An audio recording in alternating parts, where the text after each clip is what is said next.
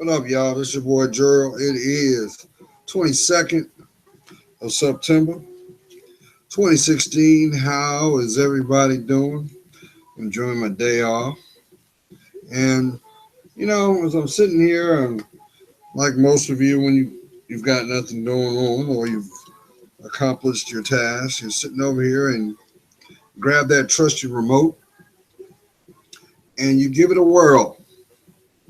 You get the channel surfing to see what and how things are conveyed. You might stop at a channel and that catches your eye, and then you may turn around and listen to something and you keep it moving. But I know lately it's been kind of hard with the environment of this past year. 2016 has been pivotal, has it not? Like a old school roller coaster. No matter how many times that you've gotten on there, no matter how many times that you've tried to prepare for the dips, the turns, the flips, there's always that one thing that will shake you, to leave you feeling a little bruised, that might have your stomach feeling a little queasy, or have your heart doing an extra beat. Yes, this is the environment we're living in, y'all, where balance seems like it's so hard, but so close. But I'm going to tell you something, y'all. You have to make a conscious decision. If you want to get off that roller coaster ride, you're going to have to allow yourself to detox from your environment.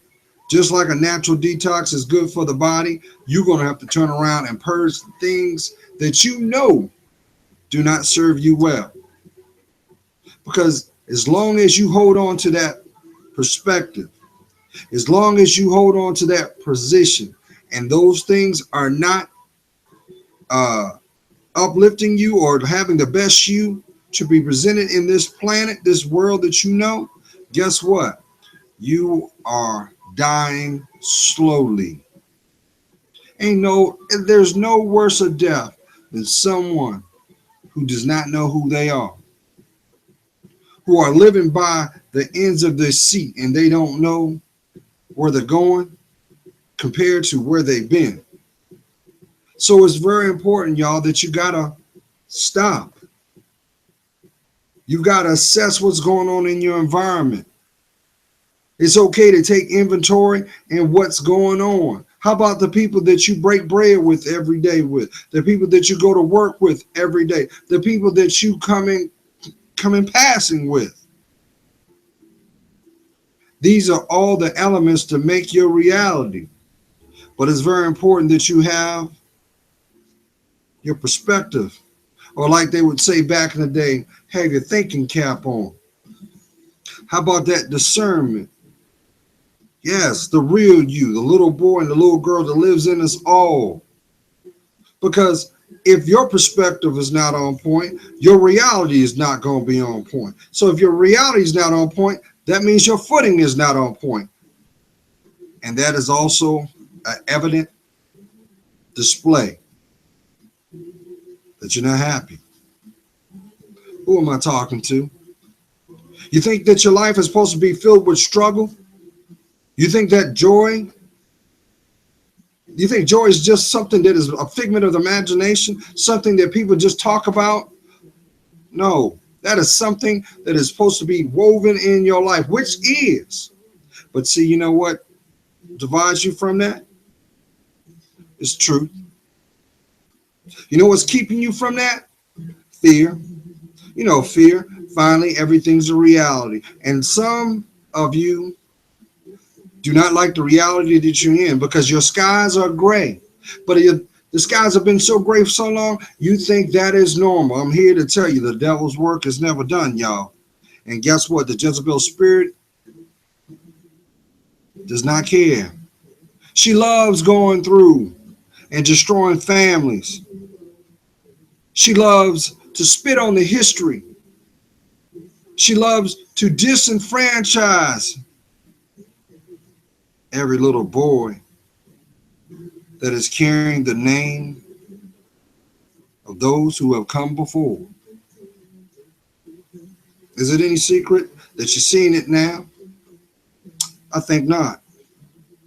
But see, those are the same people that want to convince you, queens, that you don't need a man. Here's the ironic part. When you catch these same people that say that they don't need a man, they're telling you half truths. You know why? Because 9 times out of 10, they don't have a man, but probably they're living with a woman. Now, to each is your own. But I can tell you what, real recognizes real, and you can't compare a diamond to a human zirconia, no matter how big it is. The truth always comes out. But the value is only understood through time and persistence. What's at stake? Your story. So isn't it your responsibility to navigate how and who should be in it? Now, I know there are going to be some people going to say, well, Gerald, on one hand, you say that everything happens for a reason because it's divinely done. And that's true. Because see, at the end of the day, literally, God wastes no opportunity. And he doesn't need your permission. Oh, no, because he created you, y'all. He created all of us. So you know all that anguish you're feeling, all that resentment you're feeling, you have, I'm strong one minute. If it was me, I would say that, and then God turns around, oh, really? Here's your opportunity, but you're like a church mouse these days. Why? Because you're living a lie.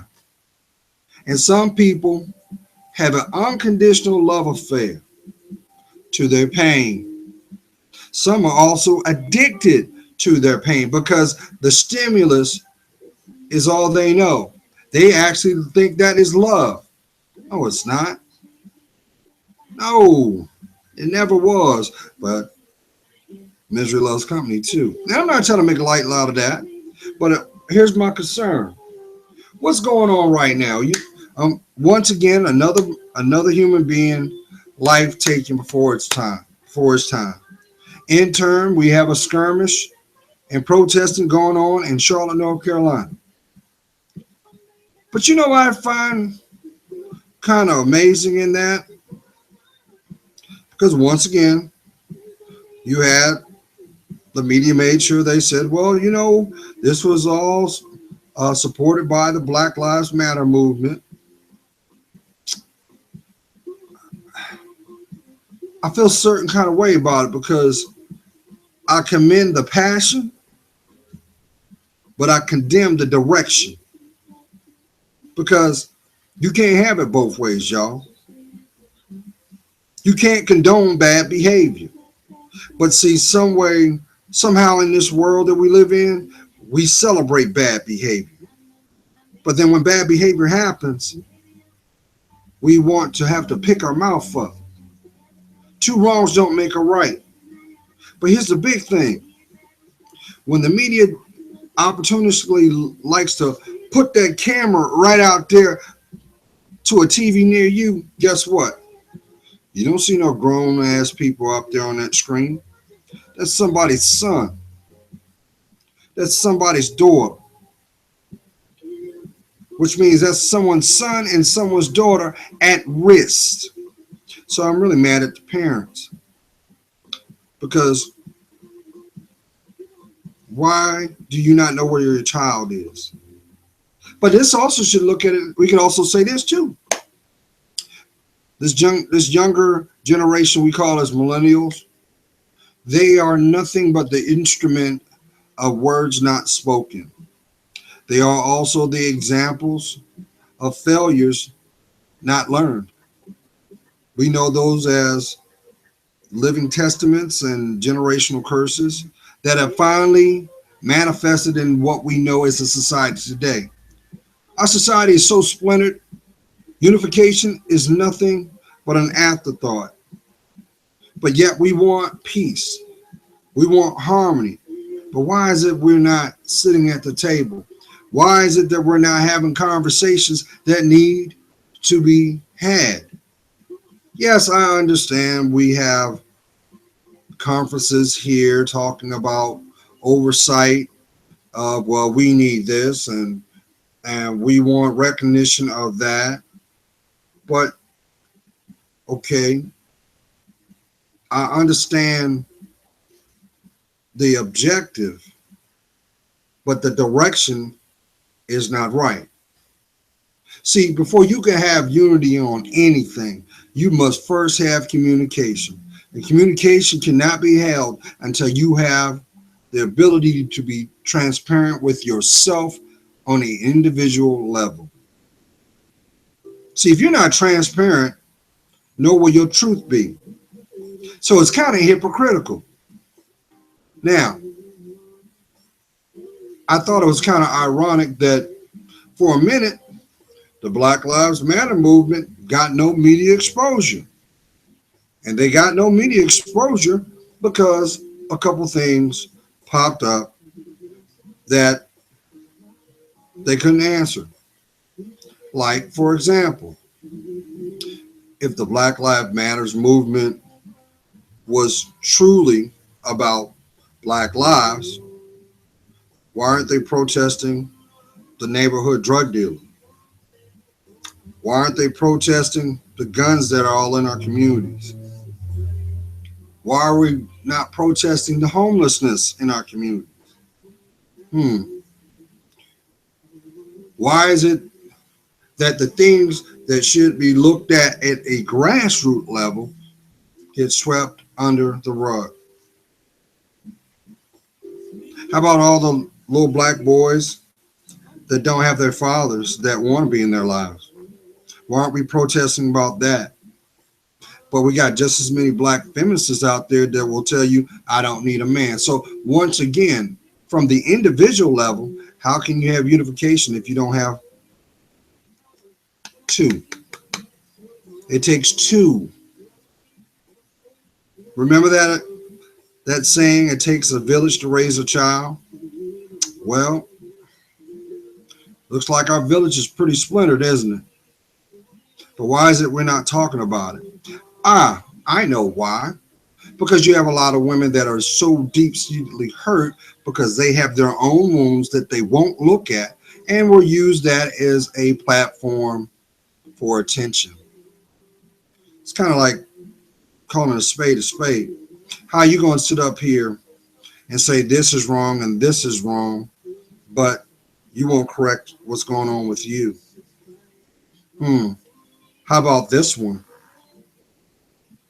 I've also heard people talking about, well, why is it that black men do not support black women? Because most black women have lost sense of self. Not all, but some.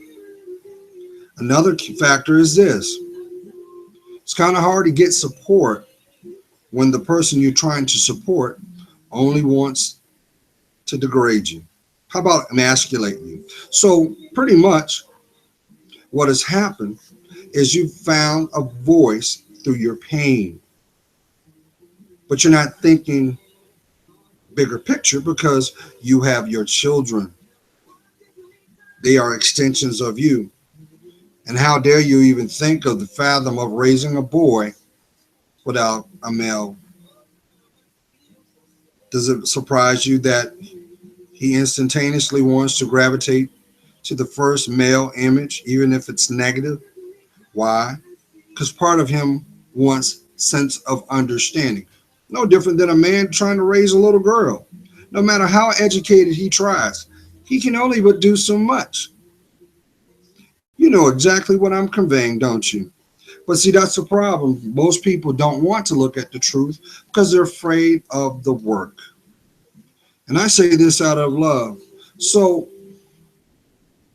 now you have people that are trying to take on a platform that do not even know their history. If you don't know your history, how the hell do you know where you're going? How do you understand the platform that you're trying to stand upon if you don't even know the roots that support the foundation? It only takes one. That one is you. So until you can actually look in the mirror and demand that your heart is whole, you're willing to do the work, you're willing to love yourself, you're willing to speak your truth, and you're willing to ground your feet, how can you look to lead or inspire anyone? You can't. And until we as individuals go within ourselves to do the work, to do the inventory, to assess what's going on in our environment, some of you are being exploited right before you don't even realize it. Because you got to understand, y'all, at the end of the day, it is about money. They don't put it out there. They don't put it out there for nothing. You realize how many people that saw the news about the protest and got up the next day and said, you know what? This is the day I'm going to go get a firearm because I don't feel safe. The real reason why you don't feel safe is because you don't know who you are. So if you don't know who you are, you definitely don't know your environment. And that's the problem today.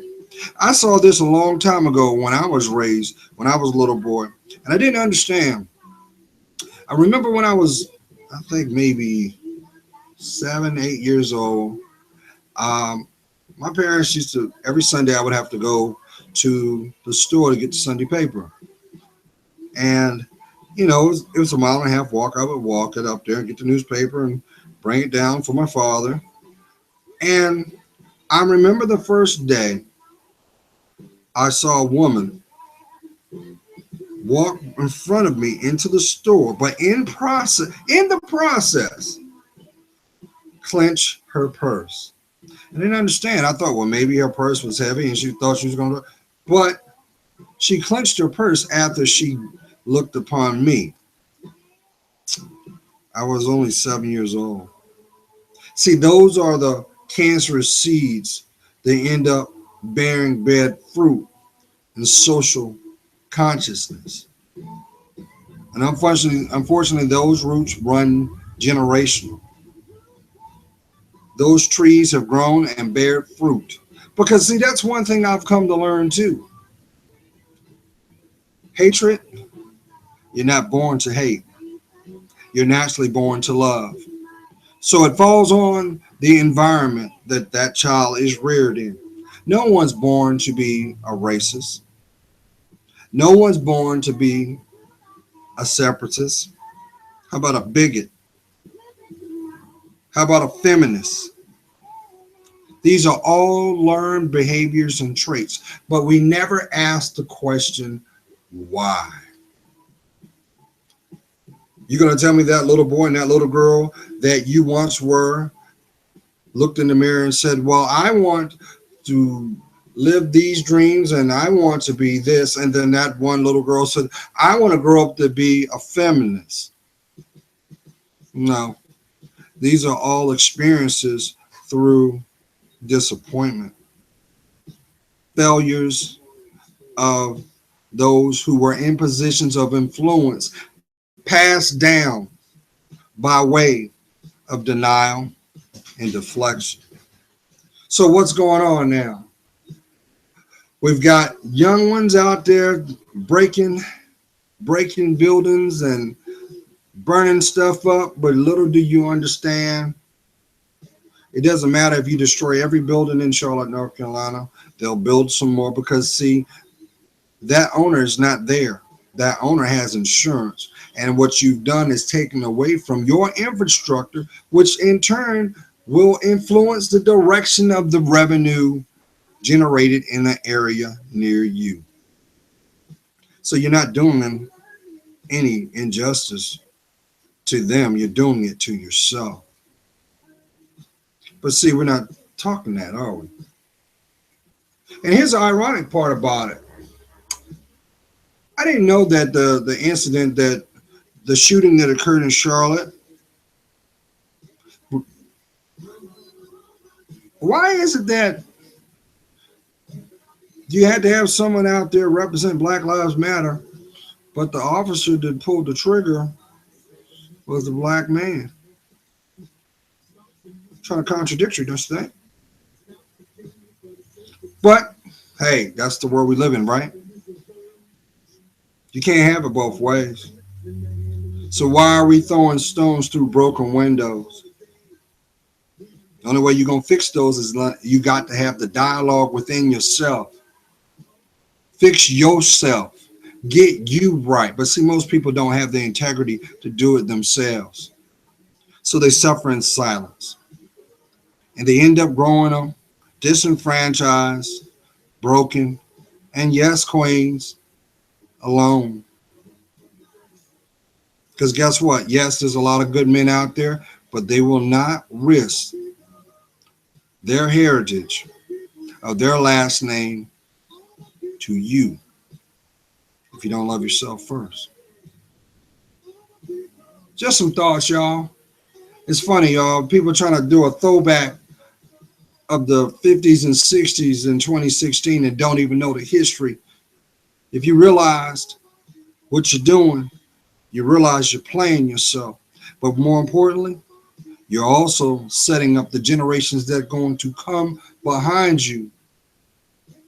You are you're stacking the deck against them. But here's the funny thing about that, and I'm going to shut my mouth. Until you decide to see how precious your life is, until you're willing to protect your worth, you are unconditionally, indirectly signing off for more of the same. We're smarter than that, y'all. How is it that in 2016, we live in a technological era, about to go into the virtual, and we still don't have the tools to sit down and talk about what's going on inside us all? Something to think about. God's praying for you. You know I am. I see your worth. And for that helps me discern mine. Do you know who you are? Do you? Because if you don't, what's keeping you from learning the greatest story ever? That's yours. If you don't want to invest in it, can you expect the company you keep to protect it? I think not. Place God first in everything you do and watch what he shows you. Be blessed.